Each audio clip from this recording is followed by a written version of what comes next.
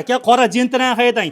Uyingizga asal bostiradigan bitta Pepsini olasizda, mana bunday katta o'giga Pepsini mana bunday qiyib sepib tursangiz, aspaningiz juda ham zo'r bo'ladi. Ham prislanishi zo'r bo'lar ekan. Ko'rib turgan xonadonlaringizda 1 kvadratini 60 mingdan 70 ming so'mga zo'rlab bosib beryapti ekan. Farg'ona Ravon yo'llari birinchi jamoalarimiz kelib, uyingizga mana bunday zo'rlab asfaltlar bosib berar ekan.